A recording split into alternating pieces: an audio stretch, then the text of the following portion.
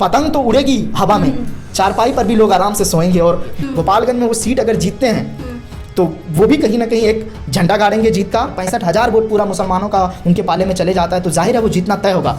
MIM की जो पतंग छाप है वो तो उड़ेगी ही आकाश में, गुजरात में भी उड़ेंगे। आप जीतेंगे तो यहाँ पर क्या वो फिर आप पाले बदल लेंगे। तो देखिए, निश्चित तौर पे ज्योति, गोपालगंज का जो मुकाबला है वो काफ़ी दिलचस्प हो चुका है और वो काफ़ी हॉट सीट कही जा रही है। और उसके बाद अगर हम MIM की बात करें तो MIM काफ़ी ज़ोर शोर से वहाँ पर अपना दमखम लगा रहे हैं, क्योंकि मुसलमानों के जो वोट है वो करीब 65,000 वोट है जिस पर उनकी नज़र है। हालांकि इससे अगर पहले की हम बात करें तो तेजस्वी यादव वहाँ पर चुनाव प्रचार कर चुके हैं और उसके बाद उनकी मामी इंदिरा देवी और उसके बाद साधु यादव की पत्नी जो तेजस्वी यादव की मामी है वो वहाँ से कैंडिडेट है बसपा से। तो ये देखिए, वहाँ जो मुकाबला वो त्रिकोणीय मुकाबला है। अगर हम पहले लोग कहा करते थे कि बीजेपी RJD के बीच काफ़ी घमासान हुआ करता था, लेकिन अब MIM भी वहाँ पर दस्तक दी है। और सबसे बड़ा सवाल है कि वहाँ पर जो कोर वोट बैंक है उनको रिझाने की कोशिश की जा रही है। हालांकि लोग वहाँ पर जो हमारे वहाँ पर सहयोगी भी है और वहाँ पर ग्राउंड रिपोर्ट कर रहे हैं वो साफ तौर पर ये कहते हुए नजर आ रहे हैं कि जो वहाँ के जो लोग हैं वो ये कहते हुए नजर आ रहे हैं कि हम MIM के साथ हैं। जो भी हक हुकूक की बात होती है, जो भी मुद्दे जो मतलब धरातल से बिल्कुल इस साइड कर देती है मनुवादी मीडिया, उसको कहीं ना कहीं असदुद्दीन ओवैसी साहब तूल देकर उसको आवाज़ बनने का काम करते। गुजरात चुनाव का देख लीजिए आप, वहाँ पर निकाय चुनाव में उन्हें कामयाबी मिलती है, लेकिन लोग कह रहे हैं कि जब जब चुनाव आते हैं तब तब जो है कुछ इस्लामिक मुद्दे को हवा दिया जाता है, लेकिन ऐसा गोपालगंज में नहीं है। गोपालगंज में एक वही जो मूलभूत मुद्दे हैं, जैसे सीमांचल का जिक्र होता है तो सीमांचल में जो बाढ़ से लोग पीड़ित होते हैं उस पर जो है वहाँ पर वोट मांगा जा रहा है। और सबसे बड़ी बात है कि अख्तरुल इमान वहाँ जाते हैं तो वो कहते हैं,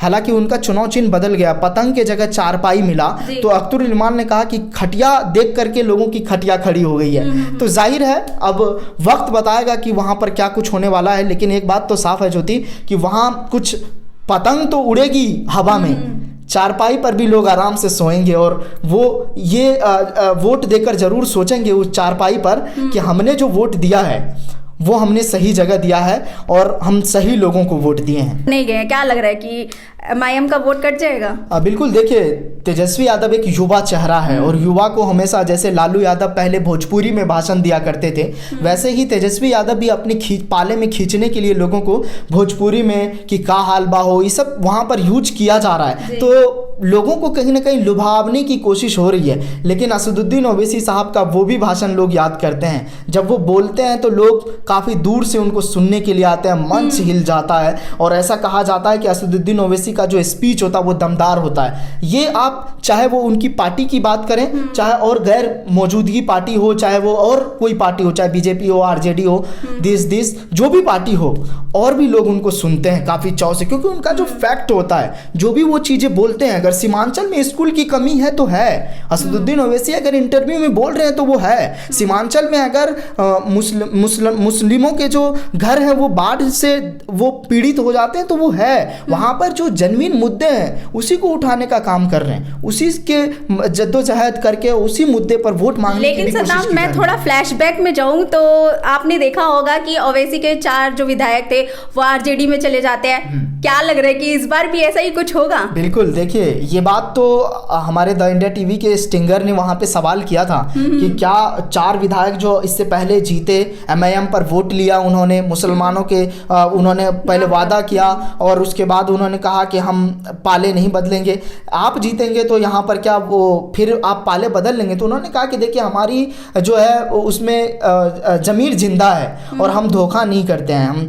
हम जो जिस मुद्दे पे हम वोट मांगते हैं उस पर हम काम करेंगे। हम यहाँ पर मेडिकल जो है जो सुविधा है नहीं है उसको हम पूरा करेंगे। हम उन चीज़ों को दूर करेंगे जो यहाँ के लोग भट्ठी झोंकने पे मजबूर हो जाते हैं। दिल्ली में लोग पोछा लगाते हुए नजर आते हैं। अगर मुसलमानों का जिक्र करें तो होटल में लोग जो है बेडशीट बिछाने के लिए लोग काम करते हैं पैसे के लिए, और सीमांचल का वो लोग होते हैं। सीमांचल में रोजगार नहीं है तो लोग कहाँ से जाएगा? अगर असदुद्दीन ओवैसी साहब के 5 विधायक वहाँ जीत कर आए थे, लेकिन वो चीज़ नहीं हुआ, वो RJD में टूट कर चले गए और बागी MLA का हर बार यही जिक्र होता है। असदुद्दीन ओवैसी साहब कई ऑफर देकर उन्हें लाने की भी कोशिश किए, हालांकि जब जीते थे तो दारुसलाम में उन लोगों की बैठक भी हुई थी, लेकिन वो कहीं ना कहीं बेनतीजा साबित हुआ और वो पाले में नहीं आए। लेकिन अभी ये भी कोशिश हो रही है। आप शाहनवाज आलम को देखिए, उनको किस तरह से सीमांचल में वो जोकीहाट से विधायक बने और उनको आपदा प्रबंधन मंत्रालय भी दिया गया और मंत्री भी बनाया गया आरजेडी के सरकार में। लेकिन आज वहाँ जोकीहाट की क्या स्थिति है, आप आंकड़े निकाल के देखिए और उस पर विस्तार से बात कीजिए तो वो आपको कहीं ना कहीं खोखला साबित होगा। जो शाहनवाज आलम उन्होंने उन मुस्लिमों के सामने वादा किया था कि हम यहाँ पर उन चीज़ों को दूर करेंगे, और बाढ़ का मैं बार बार इसलिए जिक्र कर रहा हूँ क्योंकि वो आपदा प्रबंधन मंत्रालय है उनके अंडर। जैसे तेजस्वी यादव के अंडर चिकित्सा विभाग है, हॉस्पिटल है, वो बार बार निरीक्षण करते हैं, मैं इनकी काबिल तारीफ है तेजस्वी यादव का। लेकिन असदुद्दीन ओवैसी साहब को भी अगर मौका मिलेगा तो वो भी वहाँ पर परचम लहराएंगे। गोपालगंज में वो सीट अगर जीतते हैं तो वो भी कहीं ना कहीं एक झंडा गाड़ेंगे जीत का। MIM की जो पतंग छाप है वो तो उड़ेगी ही आकाश में, गुजरात में भी उड़ेंगे, उसके बाद हरियाणा में चुनाव होंगे तो वहाँ उड़ेंगे, राजस्थान में उड़ेंगे। तो ये कहीं ना कहीं बहुत बड़ी बातें हैं। और मैं अपने दर्शकों से, अगर गोपालगंज की जनता अगर आप हमें देख रहे हैं तो एक चीज़ आप ज़रूर जो है तय कीजिए और अपने सीने पे हाथ रख के ये सोचिए कि आपको किसे वोट देना है। आप उन चीज़ों पे वोट दें जो आपके लिए आवाज़ बन सके, जो आपके मुद्दे को दूर कर सके, आपके बेरोजगारी को दूर कर सके, आपके जो जितने भी जटिल मुद्दे हैं उन पर कोई नहीं बोलता है उन पर बोल सके, हिजाब पर बोल सके, NRC CA पे बोल सके, बिल्किस बानो पर बोल सके। और जो वहाँ पर मुद्दे नहीं उठाते हैं उन पार्टी को आप आँख उठा करके भी मत देखिए। यही अपील है मेरी ज्योति।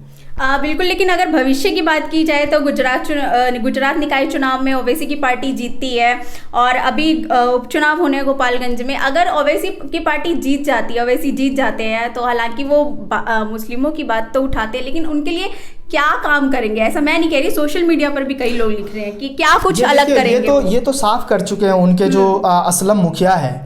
इससे पहले भी वो चुनाव लड़े थे और वहाँ पर 4 नंबर पे रहे थे, तकरीबन 50,000 वोट लाकर 4 नंबर पे रहे थे। तो इसीलिए तो और पार्टी घबराई हुई है और उनको डर है कि वहाँ पर जो है वो अगर वोट लाते हैं, अगर 65,000 वोट पूरा मुसलमानों का उनके पाले में चले जाता है तो जाहिर है वो जीतना तय होगा। क्योंकि आप देख लीजिए आरजेडी के पक्ष में नीतीश कुमार वो प्रचार प्रसार करते हुए गोपालगंज में नजर आ रहे हैं। जीतन राम मांझी ने भी अपना किनारा कर लिया। उसके बाद अकेला तेजस्वी यादव वहां जाकर प्रचार कर रहे हैं। उसका क्या हल मिलेगा हम जनता पे छोड़ते हैं। गोपालगंज उपचुनाव को लेकर हम आप दर्शकों के साथ जरूर साझा करेंगे। फिलहाल बस इतना ही, शुक्रिया। चैनल को लाइक, शेयर एंड सब्सक्राइब करें और बेल आइकन दबाना ना भूलें।